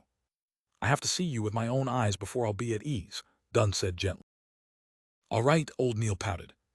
There's really nothing wrong with me. With a creak, the door opened slowly. Klein quickly wiped his eyes and allowed his sight to return to normal. Then he saw that the carpet in the lobby was red and sticky, covered in blood and hair. He looked forward and up, only to realize that the living room's floor, ceiling, round table, piano, and chairs were all covered in the same disgusting, sticky and hairy liquid. Old Neil's head hung in the air, connected to the ceiling by a thick liquid. His forehead and cheeks each had a pair of eyes. They were cold and ruthless eyes with no eyelashes. The piano's keys were dancing on their own, playing a melodious tune. Dunn, look. I'm really okay, Old Neil said with a radiant smile. Rial Klein, you think so too, right? The moment he opened his mouth, Klein saw the same thick, hairy, and bloody liquid flowing inside. Dunn's gray eyes shimmered as he chatted like everything was normal. Old Neil, where did you learn the alchemical life and resurrection ritual from? Old Neil replied excitedly, I heard it. I tried the first part and confirmed its authenticity. It's a gift from God. He kept describing it in my ears. He kept describing he is. Old Neil's voice came to a halt. More than 10 seconds later, he continued in fear and in apparent loss. He is the hidden sage. The hidden sage. Isn't that the non-anthropomorphic God that the Moses ascetic order believes in? The God that was resurrected, bringing about evil and corruption. The Moses ascetic order has the complete mystery prior sequence. Klein's heart stirred as many thoughts came to him. Upon mentioning the hidden sage, Old Neil seemed to finally awaken. He looked around vacantly and observed everything. In the indescribable silence, his 6 eyes looked towards Dunn, and he said with a bitter smile, so it turns out that I've already become a monster. Without waiting for Dunn and the others to reply, Old Neil suddenly revealed a smile, one of groveling fear and cowardice. Let me go. I'll go deep into the mountains and won't appear again. I'll never harm anyone. I'll only attempt my ritual quietly, really. Let me go, please. I beg of you. Just then, Klein felt something illusory shatter before his eye. Then Old Neil's 4 cold-looking, lashless eyes flashed with a dark glow and locked onto Dunn. His expression suddenly turned cold. You're pulling me into a dream. No, it's useless. My eyes can see through all of that. The sticky blood that covered the ceiling, floor, and walls started squirming, like a giant opening its mouth to swallow Klein and company. Old Neil's head grew blurry like overlapping afterimages. Klein didn't fumble for his revolver. Instead, he extended his hand into his pocket and planned to use his slumber charm. Suddenly, everything calmed down before him. The sticky, bloody liquid suddenly turned placid like a still lake. Old Neil lost his coldness, hatred, desire, and all other expression. He became quiet and peaceful. It was unknown when Dunn had thrown sealed artifact 30611 into the blood. 4 lashless eyes on Old Neil's forehead and cheeks slowly closed, seemingly having lost the desire to keep them open. Any living creature that came into contact with the peaceful hair strands would turn peaceful and lose all motivation until the end of their life. Dunn, Klein, and Rial drew their guns at the same time and aimed at Old Neil's head. Then Old Neil revealed a look of extreme fear. He was struggling. His strong desire to live fought against the effects of sealed artifact 3-0611. The 4 extra eyes disappeared. The wrinkles at the corners of his eyes and mouth were still deep.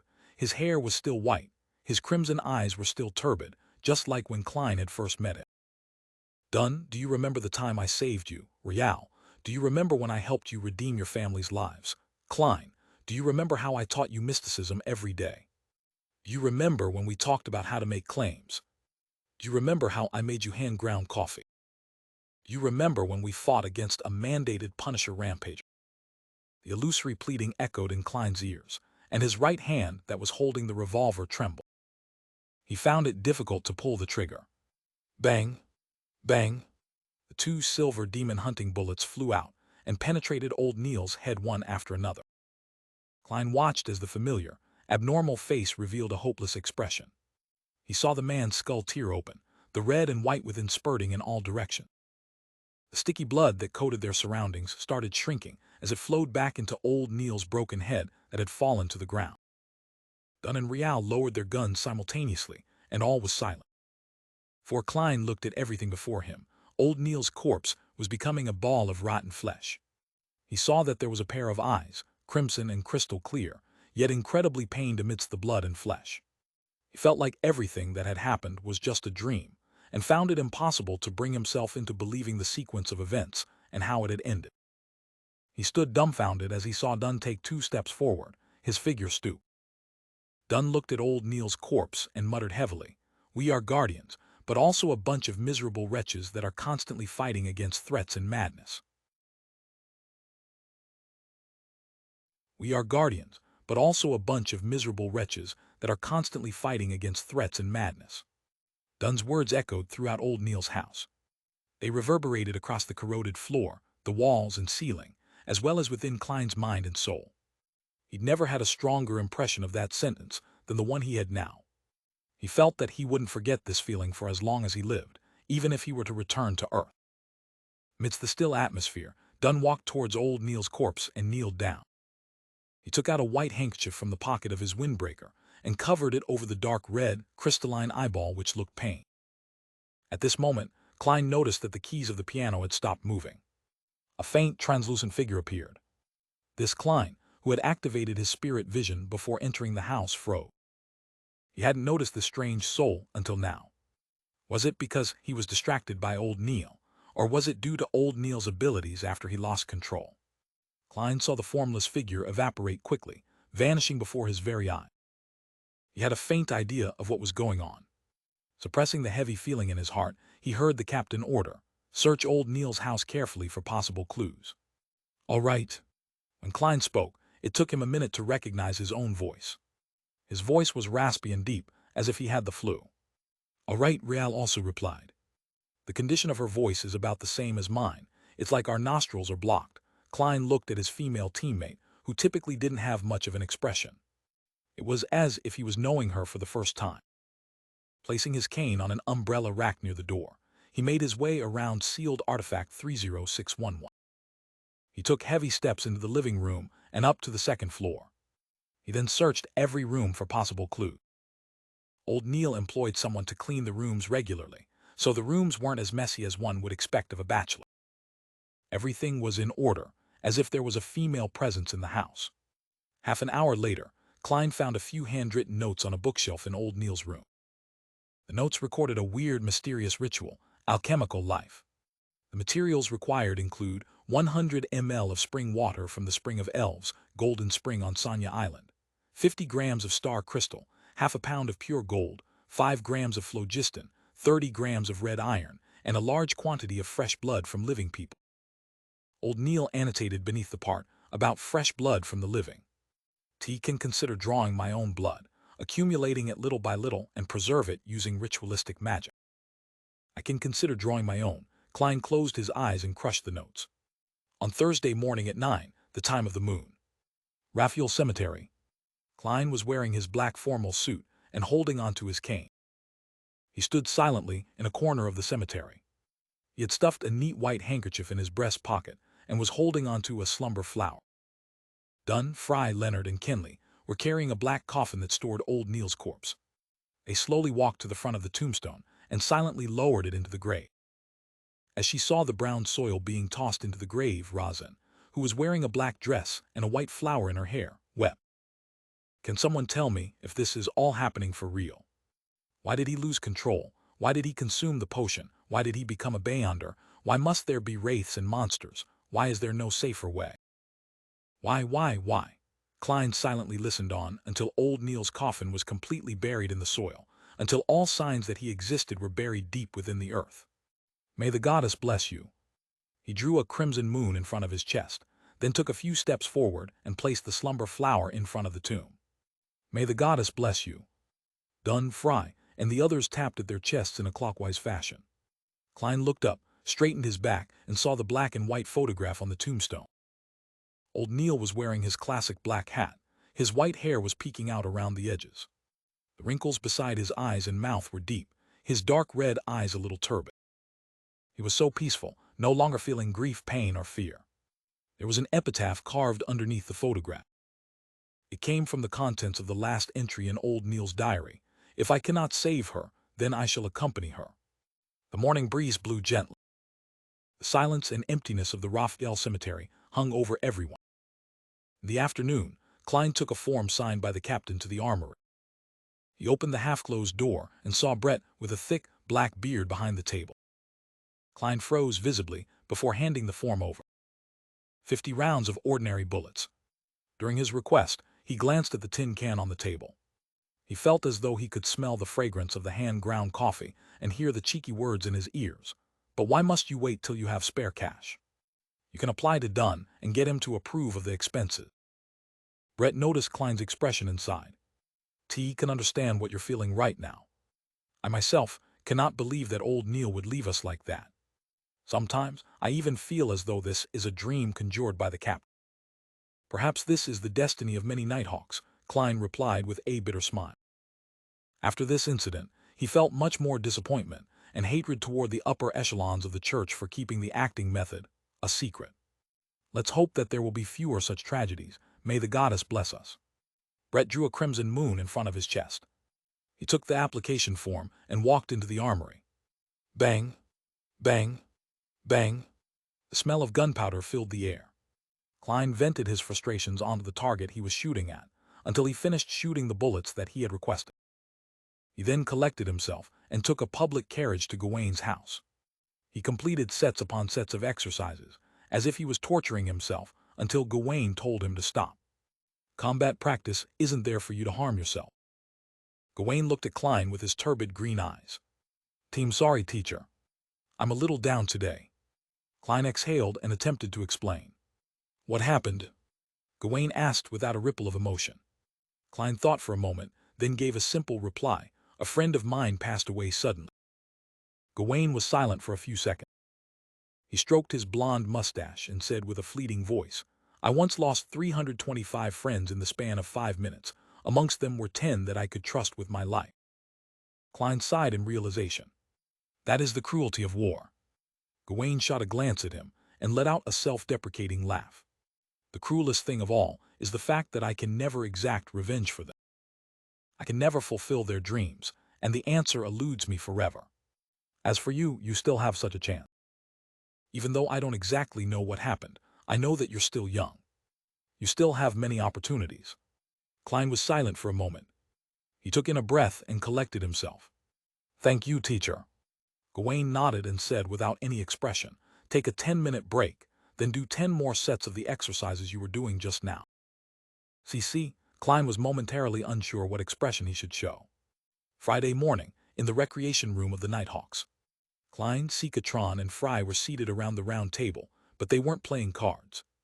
One of them was flipping through newspapers, the other was looking out the oriel windows in a daze, and the last was holding onto a pen, wanting to write something but failing to do so. The room was quiet. No one spoke and no one joked around. The atmosphere was heavy. Klein exhaled. He lowered his newspaper and planned to focus on reading the materials he had found. At that moment, Dunn Smith knocked and entered the room. He looked around before saying, Klein, come out for a moment. What happened? Klein, who had a premonition of what was happening, stood up and made his way out of the recreation room. Dunn stood at the entrance of the stairway leading to the basement. He turned and looked at Klein. The person that the Holy Cathedral sent is here. The person examining me is here. Klein's nerves tensed. There was a cold breeze blowing from the basement, providing a hint of relief for Klein's tense emotions. It's finally here. Once I pass this stage, I won't have to worry about being examined like this for at least half a year. Once I advance to Sequence 8 and become a so-called clown, I'll possess actual combat strength. With the aid of divination and my flaring sun charms for backup, I'll have a chance of surviving even more relatively dangerous situations. Since I was waiting for the Holy Cathedral's examination, I haven't even dared to withdraw the 300 pounds that Miss Justice transferred to the anonymous account. Just in case they audit my financial situation and find out that I'm in possession of a large sum of money from an unknown source. Just as Klein's thoughts flashed through his mind uncontrollably, Dunsmith smoothed his sleeve and said in a low voice, "The person in charge of the examination is one of the 9 high-ranking deacons of the Nighthawks, Crestet Sesame. The Holy Cathedral attaches great importance to you." "A high-ranking deacon?" Klein blurted in surprise. In general terms, the 13 archbishops and 9 high-ranking deacons made up the upper echelons of the church. It was said that there was no lack of high-sequence Bayonders among them. The 22 ladies and gentlemen were all equal in terms of their rankings. They only followed the orders of the Evernight goddess, and they were only answerable to the Pope. Dunn took a whiff of the cold wind from the basement before nodding faintly. "Yes, he's a high-ranking deacon. But you don't have to be nervous. Crestet is only a Sequence 5, and has yet to enter a demigod state. So you don't have to be too afraid or reverent. Oh, his title in the Bayonder world is the Goddess's Sword. As he possesses a holy item, his combat strength is similar to a newly advanced Sequence 4 Bayond. T just chatted with him. He was very friendly. If I read between the lines, Captain is telling me that he only said what was necessary. He doesn't want me to be nervous and go according to the plan." Klein nodded thoughtfully and asked, "Where should I meet the high-ranking deacon?" "The alchemy room where we concoct potions," Dunn replied simply, as a hint of gloominess flashed across his face. "The alchemy room where we concoct potions. The laboratory where old Neil made my seer potion." Klein slowly let out a breath and returned to the Nighthawk's recreation room and took his outerwear from the clothes rack. He put on the black windbreaker, placed his hands into his pockets, and walked down the winding stairs that connected to the basement. Then he took a left turn at the cross junction. Very quickly, Klein saw a secret door under the light of the elegant gas lamps that lined the walls. He saw that the long tables in the room had been moved aside to open up a large space in the center of the room. There were 2 classic high-back chairs facing each other, with less than a meter in between them. There was a man in his 30s wearing a black windbreaker and a white shirt seated on the chair that was facing the door. His golden-brown hair was cut very short, and his blackish-green eyes were as dark as a forest on a moonless night. The collars of his shirt and windbreaker were put up, and his entire chin was hidden within the shadow. "Hello, Your Grace." Klein bowed. Crestet Sesamir had his right leg crossed over his left as he leisurely leaned back into his chair. He smiled and replied, "Hello, Klein. You may sit over there." He pointed at the high-back chair opposite him. By the side of his leg was a suitcase made of silver. It was about the size of a violin case. It can carry a sword with an appropriate length. Klein walked forward and sat at his appointed seat. Crestet rested his right index finger on his upper lip as he thought for a few seconds. He planned to first examine how well you've mastered your potion. "That's not a problem, right?" "Not at all." Klein shook his head with utmost confidence. "Very confident." Crestet smiled, but maintained his previous posture. All he did was intently watch Klein. Klein suddenly felt the light from the surrounding gas lamps vanish, as though they were swallowed by the rich dark. He suddenly became exhausted, as though his biological clock had struck the time for sleep. But his mind was extremely tense, making it impossible to relax. It was just like when he was unable to sleep peacefully due to overexhaustion. The silent night filled his surroundings as Klein heard the noise of dripping water from a tap that wasn't closed properly.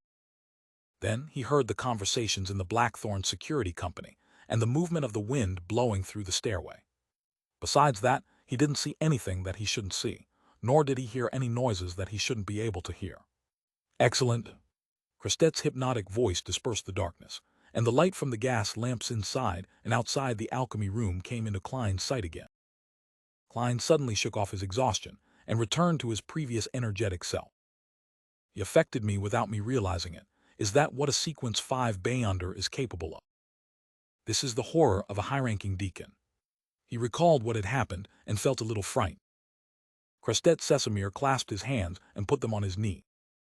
He bent down slightly, and his lips were blocked by his collar. You passed the test. You achieved a level beyond, outstanding in your mastery of your potion. You'll need to observe to see if there are any hidden dangers in your mind, to make sure that the potion's remaining spirit hasn't changed your character subconsciously or left some problems behind. You have 3 minutes to prepare. Klein immediately nodded and said, all right. He secretly took a breath and allowed himself to enter cogitation to remove various negative thoughts. Crestet didn't speak again. He took out a silver pocket watch from the inner pocket of his black windbreaker and flipped it open. Then he attentively watched the second hand move. 3 minutes later, Crestet closed his pocket watch and said with a smile, "I'll begin singing." Singing? Klein wore a look of confusion. Before Klein could reply, Crestet started humming a lovely melody. The melody reverberated in the alchemy room and gradually lost its harmony and went out of tune. Squeak, scratch, zing. Klein heard the noise akin to the scratching of blackboards with nails, the sound of bubble wrap rubbing against each other, electric drills drilling, and various other annoying noises. The noises intensified and turned more and more chaotic. They made him want to vent his frustrations and cause destruction. But Klein, who frequently experienced the mad ravings and terrifying screams, restrained his urges very quickly. He displayed annoyance, tension, frustration, and insecurity at appropriate times. Being in too perfect of a state would end up being a problem. It was unknown when Crestet Sesamir had stopped singing.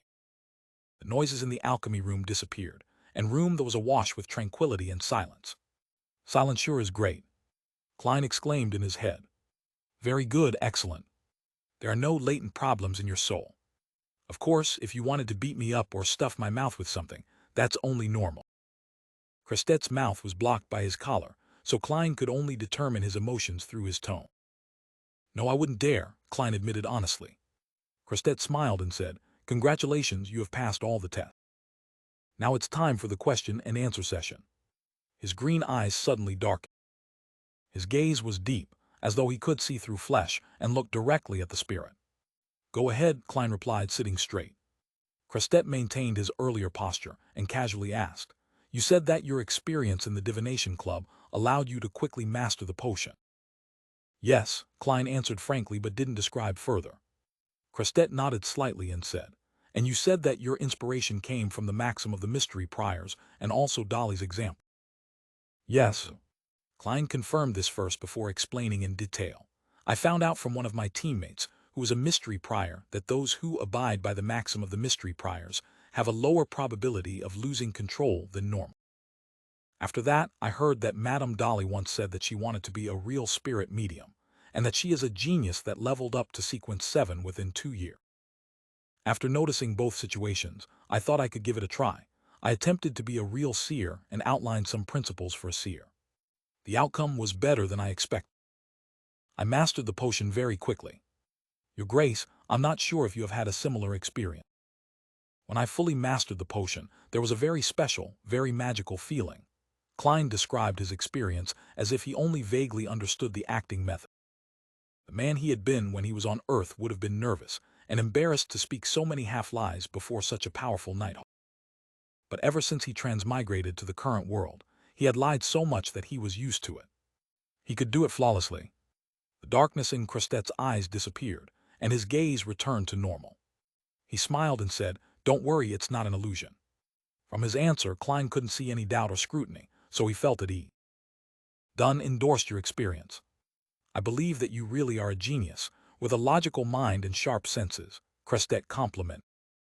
He then asked, did you share your experience with your teammates? Of course, Klein admitted frankly. I hope that I can help them lower the risk of losing control. We're teammates, comrades that face danger together. I don't have any reason to hide the truth.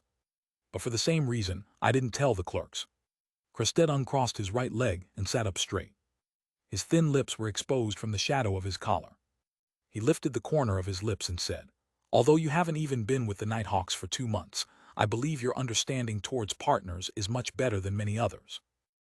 I plan to share more information with you, but according to the Holy Cathedral's rules, you have to swear to the goddess that you won't reveal the contents of our conversation to anyone that doesn't know about this. That should be fine, right? I passed the test. Klein was delighted. He nodded without hesitation. No problem. Although I won't be able to teach others the acting method, I can let Miss Justice and Mr. Hanged Man do so indirectly.